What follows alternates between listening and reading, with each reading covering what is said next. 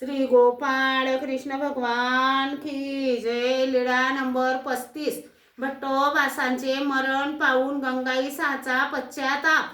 सर्वज्ञांना दुपारचा पूजा वसर झाला। सर्वज्ञांचे जेवण झाले, गुन्हा केला, विडा घेतला, मग सर्वज्ञांची विश्रांती झाली। भक्तजन दुसऱ्या गुंफेत विश्रांतीसाठी गेले। बाईसाने गंगाईसाला जेवू घातले। सर्वज्ञ उठले। सर्वज्ञ आसनावर बसलेले होते। भक्तजन भिक्षेच्या वेळेला सर्वज्ञांजवळ आले, दंडोते घातले, श्रीचरणा लागले। सर्वज्ञ म्हणाले, अहो तुम्ही सर्व आलात, पण वानरेश का आला नाही? ते म्हणाले, तो थकला म्हणून झोपला आहे जी। मग ते भिक्षेला गेले। मग सर्वज्ञ गंगाईसाला म्हणाले, बाई जा पाहू त्याला बोलवा। गंगाईसा गेली, दाराजवळ उभी राहिली। ऐकत हा का?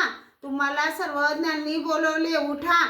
मोठ्याने हाक मारली तरी उठले नाहीत। मग सर्वज्ञांपुढे सांगितले, जीजी ते उठत नाहीत। सर्वज्ञ म्हणाले, जा पाहू थापटून उठवा। मग आत गेली। उठा म्हणून हात लावला तेव्हा अंग निष्प्राण झालेले वाटले आणि हातपाय आपटून रडू लागली। सर्वज्ञ तेथे गेले।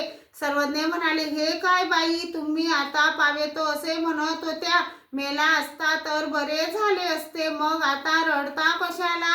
तर काय देवा, जिवंत असलेले चांगले आहे। मी अजूनही हातापायाने काम धंदा करून जेवण करते, चार चौघी सौभाग्यवती म्हणून उठते बसते, परंतु काय करू जी, धन संपत्ती नाही, बाप नाही, भाऊ नाही, कोणीच नाही जी, असे म्हणून दुःख करायला लागली। सर्वज्ञ म्हणाले, आम्ही नाही का?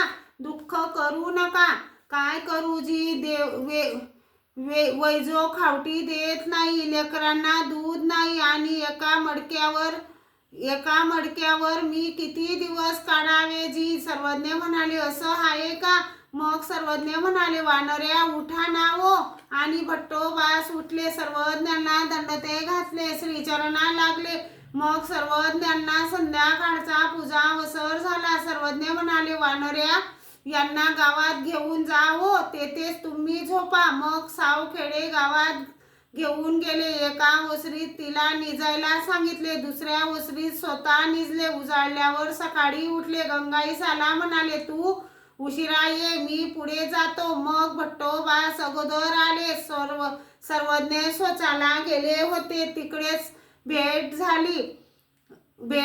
सर्वज्ञ म्हणाले, काय हो, सकाळीच आले? सर्वज्ञ गुंफेत गेले। सर्वज्ञांना पूजा वसर झाला। गंगाईसा आली, दंडोते घातले, श्रीचरणा लागली। मग सर्वज्ञांनी शिष्याला बोलवले। सर्वज्ञांनी पदराची अंगी महेश्वर पंडितासाठी कापवली आणि गंगाईसासाठी 2 चोळ्या शिवून घेतल्या। मग सर्वज्ञ म्हणाले, वानऱ्या हिला गावाला घेऊन जावो, यांना हिस्सा मिळवून द्या, यांच्यासाठी घर बांधा। हो जी। मग भट्टोबास तिला गावी घेऊन गेले। श्री गोपाळ कृष्ण भगवान की जय।